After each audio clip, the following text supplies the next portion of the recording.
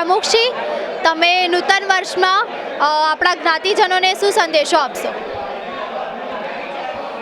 આપણું જ્ઞાતિજનોને આવનાર નવું વર્ષ શુભદાયી, લાભદાયી અને આનંદદાયી નીવડે એ અમારો મહિલા મંડળ આખાનો સંદેશો છે.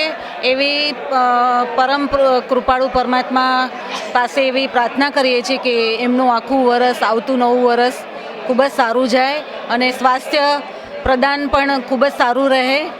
તે ઉપરાંત એક સંદેશો આપવા માગું છું અમારા મહિલા મંડળ વતીથી કે મુંબઈ મહિલા મંડળ વતીથી સંદેશો એક બધા જ આપણા આખા જ્ઞાતિજનોને આપવા માગું છું કે આપણે સાલ મુબારક જે બધા કહીએ છીએ કે જે આપણે સાલ મુબારક દિવાળીના દિવસે જે આપણે સાલ મુબારક બોલીએ છીએ એ ન બોલતા આપણે નૂતન વર્ષાભિનંદન બોલવું જોઈએ. કારણ કે આપણી ઋષિઓની જે પરંપરા છે એને આપણે જાળવવી જોઈએ અને એ આપણી સંસ્કૃતિ છે, વૈદિક સંસ્કૃતિ છે, એને આપણે જાળવવી જોઈએ.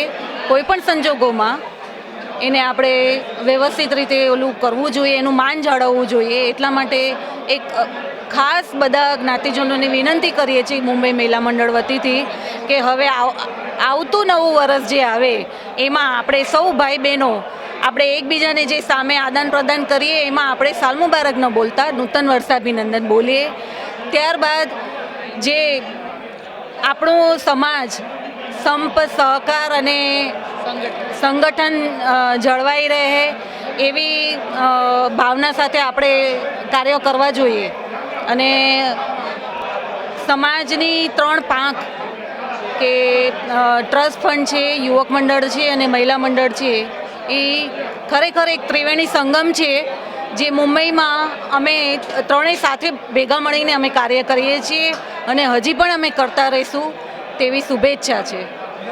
મુંબઈ મહિલા મંડળનું નામ રોશન થાય એવા અમે કાર્ય કરશું અને જરૂરથી અમારું મંડળનું નામ રોશન થશે એવું અમે સર્વે બહેનોની ઈચ્છા છે.